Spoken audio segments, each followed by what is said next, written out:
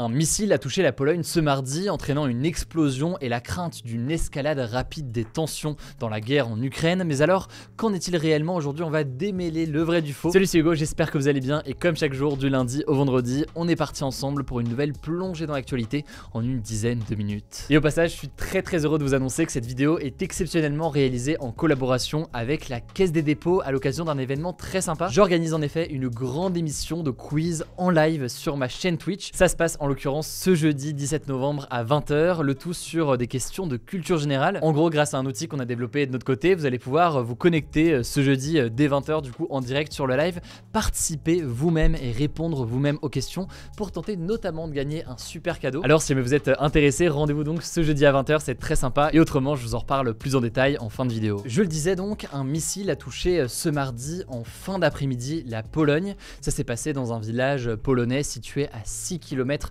de la frontière avec l'Ukraine et cette explosion a fait 2 morts. Et en l'occurrence c'est assez significatif puisque c'est la première fois depuis le début de la guerre en février qu'une explosion est ainsi constatée en dehors du territoire ukrainien ou russe. Alors au départ, dans la foulée de cette explosion, plusieurs regards se sont portés vers la Russie. L'Ukraine a accusé la Russie. Par ailleurs, un haut responsable américain cité par l'agence AP a là aussi accusé ou soupçonné fortement la Russie d'être à l'origine de cette explosion.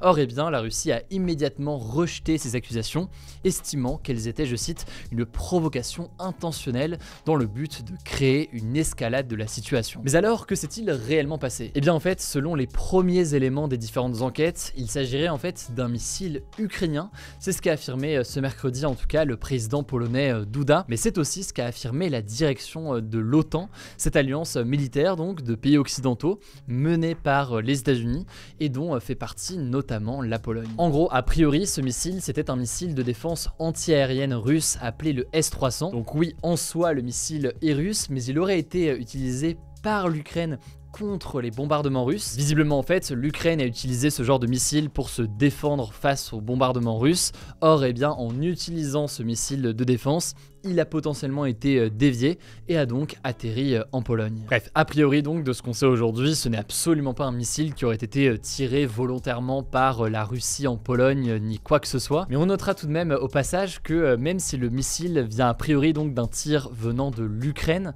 l'OTAN a tout de même affirmé que la Russie était responsable de cet incident, puisque la Russie bombarde massivement ces derniers jours l'Ukraine, et ce missile de défense anti-aérien qui a atterri en Pologne, c'est des missiles de défense qui sont utilisés justement par l'Ukraine pour se défendre face aux bombardements venant de la Russie. Bref, une fois qu'on a dit tout ça, faut-il craindre du coup une escalade du conflit suite à ce tir?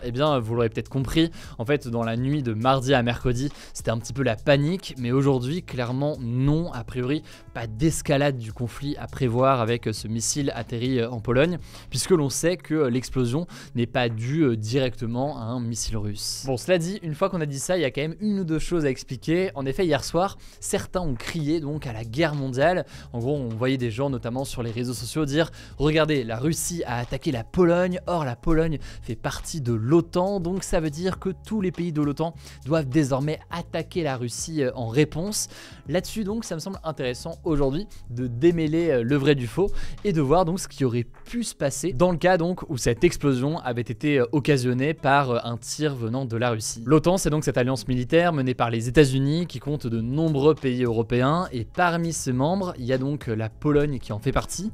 Vous avez peut-être entendu parler ces dernières heures des articles 4 et 5 du traité de l'Atlantique Nord. En fait, le traité de l'Atlantique Nord, c'est le traité de l'OTAN justement, et ces articles ont été évoqués par la Pologne ce mardi soir, juste après les tirs, lorsque tous les soupçons étaient portés sur la Russie. Mais alors, que disent ces articles? Commençons par l'article 4. Son but en fait, c'est de permettre aux membres de l'OTAN de se réunir et d'élaborer rapidement ensemble une réponse dans une situation difficile. Donc ça peut être une décision ou alors une action face à une éventuelle menace.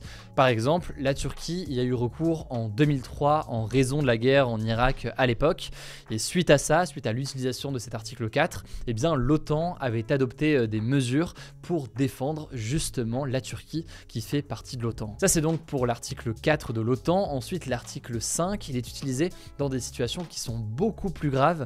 En fait, c'est cet article qui dit qu'une attaque armée contre un pays membre de l'OTAN doit être considérée comme une attaque dirigée contre tous les pays de l'OTAN. C'est donc ce fameux principe de défense collective de l'OTAN. En gros, si jamais vous en prenez à un pays de l'OTAN, eh bien tous les pays de l'OTAN peuvent répondre derrière. Et ça peut être donc une riposte militaire. Et en cas d'attaque de la Pologne par la Russie, suite à cet article 5, donc il y aurait pu avoir une riposte militaire des pays membres de l'OTAN contre la Russie.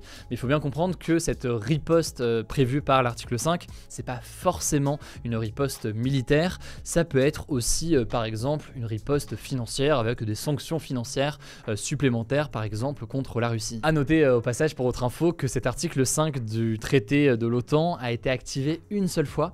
Ça a été activé par les États-Unis après les attentats du 11 septembre 2001. L'OTAN avait alors approuvé des mesures qui avaient donné lieu à des opérations antiterroristes dans l'espace aérien américain, mais aussi dans la Méditerranée en Europe. Bref, voilà donc pour ce que l'on sait aujourd'hui. Évidemment, tout cela peut évoluer dans les prochaines heures, mais de ce que l'on sait ou de ce qui est affirmé en tout cas par les pays occidentaux aujourd'hui, a priori donc ce n'est pas un tir venant de la Russie. Et le fait que ce ne soit pas un tir de la Russie rend les risques d'escalade militaire beaucoup plus faibles. Cela dit donc, ça me semble intéressant d'en profiter pour vous expliquer cette histoire des articles 4 et 5. Dites-moi donc dans les commentaires sur YouTube si tout ça a été plus clair et si mes sujets étaient intéressants pour vous. En tout cas, en attendant et avant de revenir avec le débat du jour dans quelques instants, je laisse tout de suite la parole à Paul pour le reste de l'actualité en bref. Merci Hugo, salut à tous. On commence avec cette première actu aux États-Unis. Ça y est, c'est officiel, l'ex-président américain Donald Trump est candidat à l'élection présidentielle américaine de 2024. In order to make America great and glorious again, I am tonight announcing my candidacy for President of the United States. Alors c'est pas une surprise, sa candidature était attendue depuis plusieurs semaines, mais il avait choisi ce timing précis en espérant que ça suivrait une large victoire de son parti, le Parti républicain, aux élections de mi-mandat qui avaient lieu la semaine dernière et qui servaient à renouveler une partie du Parlement américain. Mais le truc c'est que finalement le contexte est beaucoup moins favorable que prévu, son parti n'a pas remporté la large victoire espérée, au contraire le parti de Joe Biden, le parti démocrate, a gardé le contrôle du Sénat et un grand nombre de candidats soutenus par Trump ont été battus. Et en tout cas il faut dire aussi que cette candidature elle arrive tôt, près de 2 ans avant l'élection, ça c'est pas anodin non plus. En fait, il faut souligner déjà que Trump fait l'objet de plusieurs enquêtes de la justice américaine, notamment autour de son rôle dans l'attaque du Capitole de Washington par certains de ses partisans, c'était en janvier 2021. Et de son côté, Trump veut expliquer que ces enquêtes sont un acharnement et des manœuvres pour l'empêcher de se présenter, et présenter sa candidature le plus tôt possible, c'est un moyen de jouer encore plus cette carte. Ensuite, présenter sa candidature très tôt, ça permet aussi de couper l'herbe sous le pied, entre guillemets, de certains autres candidats du Parti républicain qui souhaiteraient se déclarer à l'élection présidentielle. Trump veut ainsi donner l'impression qu'il est la seule alternative crédible à Joe Biden du côté républicain. Deuxième info, en France, un projet de loi pour interdire la corrida est débattu depuis ce mercredi à l'Assemblée nationale et ça fait beaucoup débat. Alors la corrida, c'est un spectacle avec des taureaux, à l'issue duquel le taureau est presque systématiquement mis à mort et c'est une pratique qui est très répandue en Espagne, au Portugal et dans le sud-ouest de la France. Alors ça fait des années que cette pratique est contestée, il y a déjà eu des projets de loi par le passé pour l'interdire et donc là il y a une nouvelle proposition de loi qui veut le faire, elle est portée par le parti de gauche La France Insoumise, qui estime, comme d'autres opposants à la corrida, on peut citer par exemple l'association de défense des animaux L214, eh bien que cette pratique de la corrida, elle est trop cruelle pour les animaux et que ça s'apparente à un acte de torture. Ça c'est donc pour les arguments contre la corrida. A l'inverse, les défenseurs de la corrida estiment que cette pratique fait partie de l'identité de certains territoires du sud-ouest, qu'il faut la conserver, qu'elle est à l'origine d'emplois dans ces régions-là. Et ils disent aussi que les taureaux de corrida sont une race spécifique de taureaux qui sont élevés pour cette pratique et que si la corrida disparaissait, eh bien cette race risquerait aussi de disparaître. Et en plus, selon eux, ces taureaux de corrida, ils vivent plus longtemps et dans de meilleures conditions que les taureaux d'élevage destinés à la production de viande. Alors ceci dit, cette loi pour interdire la corrida, elle a selon les observateurs assez peu de chances d'être adoptée, notamment parce que le gouvernement prévoit de voter contre. Troisième actu, ça concerne l'espace. La NASA a réussi ce mercredi matin le lancement de sa nouvelle méga fusée vers la Lune dans le cadre de son programme Artemis. Alors ce lancement, je ne sais pas si vous vous en souvenez, il devait initialement avoir lieu fin août, mais il avait été annulé au dernier moment à cause d'un problème technique. Et c'est un gros événement parce qu'il s'agit de la fusée la plus puissante jamais construite par la NASA. Et cette fusée, elle doit permettre à la NASA d'envoyer à nouveau des astronautes sur la Lune en 2024, qui est quelque chose qui n'a plus été fait depuis 1972, donc depuis 50 ans. Et là donc, il s'agit d'un premier voyage test, il n'y a personne à bord, l'idée c'est de vérifier vérifier que tout fonctionne bien, de collecter plein d'infos pour les futurs voyages habités. La fusée va faire le tour de la Lune en fait sans y atterrir. Le voyage devrait durer 25 jours si tout va bien. Quatrième info, ça concerne la Coupe du Monde de foot au Qatar.